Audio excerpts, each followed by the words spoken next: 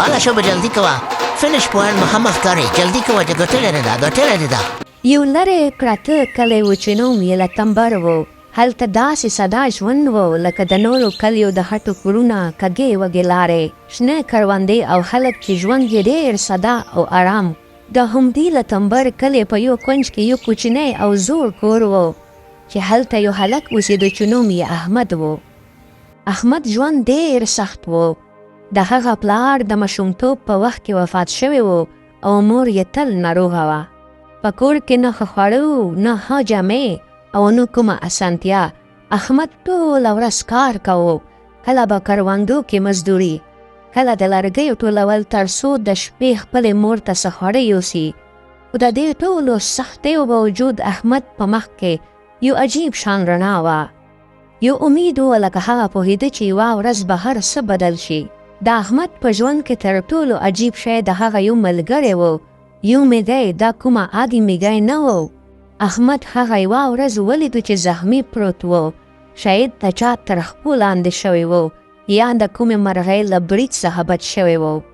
احمد هغه په احتیاط سره پورته کړو، په خپلو لاسونو کې یې وساته او کور ته یې راوړو. هغه ته یې یو کوچنی ځای جوړ کړو، خواړه یې ورکړل او هره ورځ یې د هغه ساتنه کوله.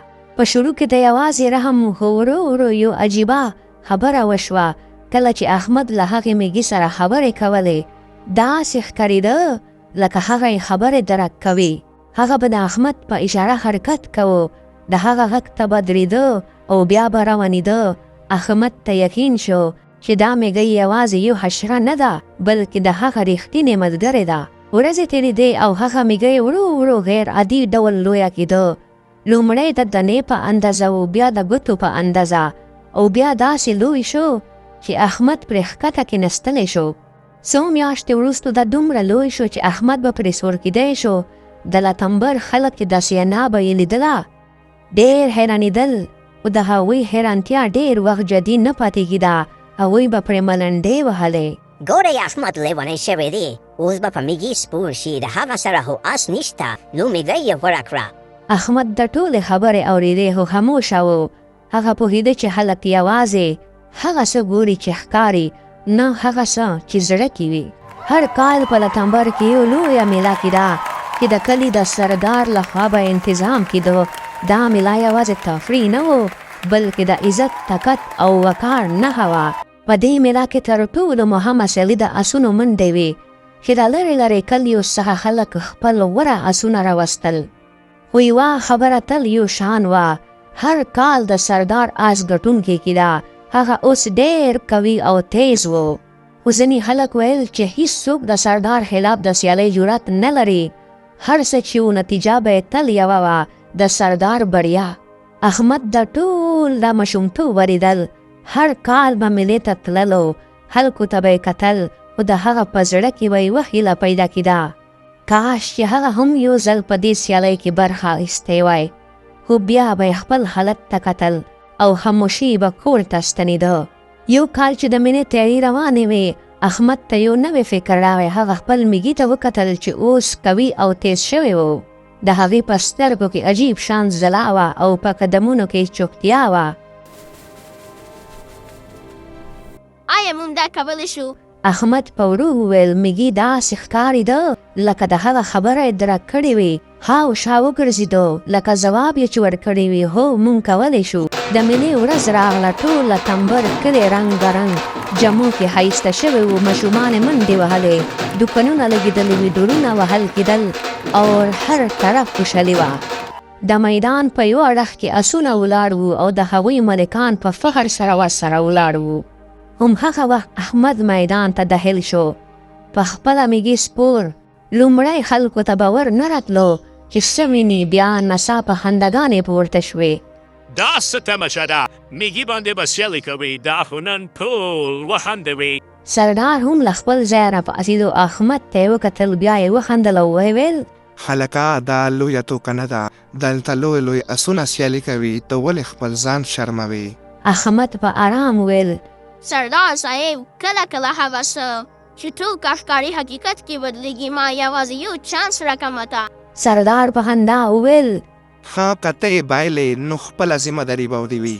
سیالي شروع کېدونکې وه. ټول په خپلو ځایونو کې ودرېدل. احمد خپل میږي ته لاس کېښودو لکه هغه ته یې حوصله ورکوله. سیټ یې ووهل شوه او منډه شروع شوه. په شروع کې ټول اسونه مخکې روان وو. د احمد میږی شاته پاتې شو.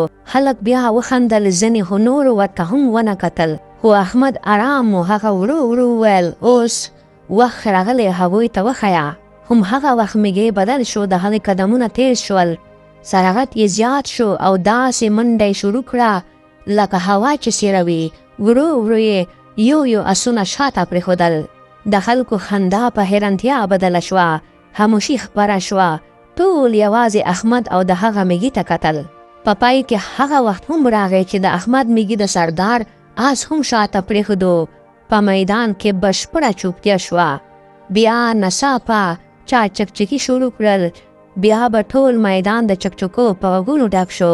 سردار مخکې راغی. د هغه په مخ کې حیرانتیا، شرم او احترام ټول ښکاره وو. هغه وویل نن تا مونږ ته یو لوی درس راکړو.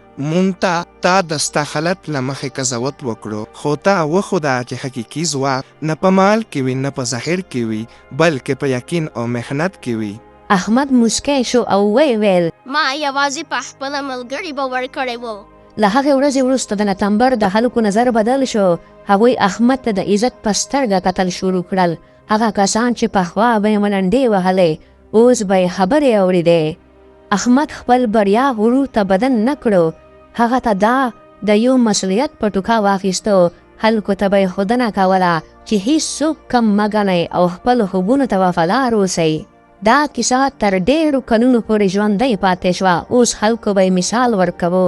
دا یوازې د یوې سیالۍ کیسه نه وه، بلکې د فکر د بدلون کیسه وه. او دا موږ ته دا درس راکوي هیڅ کله څوک د هغه د ظاهري حالت له مخکې مه قضاوت کوئ. په خپلو خوبونو باور ولرئ که هر څومره عجیب ښکاري. د خلکو خندا ته تسلیم مه شئ او که رښتینی باور او محنت ولرئ نو ناممکن هم ممکن کیدی شي. ځکه کله کله یوه کوچنۍ میږی هم هغه څه کولی شي چې لوی لوی اسونه یې نشي کولی. که تاسو هم داسې کټون جوړول غواړئ نو ډېره اسانه طریقه ده. اباوټ سیکشن کې به زما نمبر درته میلاو شي. کورس هم ډېر اسانه دی. A to Z مې پکې ښودلی دي. که چاته هم پکار وي زه یو ځل بیا درته وایم ډېر په اسانه قیمت به درته میلاو شي. که کیپ کټ پرو هم تاسو ته پکار وي نو هغه هم ما سره شته دی. هغه به هم ډېر په نیمه بیه به درته میلاو شي. مطلب دی چې ادې نه به هم کم درته میلاو شي. ٹھیک شوله. اور ګروپ اکاؤنٹ که چاته پکار وي انلیمیټډ ویډیو هغه هم شته دی. هغه به هم ډېر په اسانه قیمت درته میلاو شي او ډېر مطلب دی چې زبردست یې موږ سره ویستي. یو ځلې ټرای خامخا وکړئ او لازمي یو ځلې ټرای وکړئ. صحیح ده؟ مننه.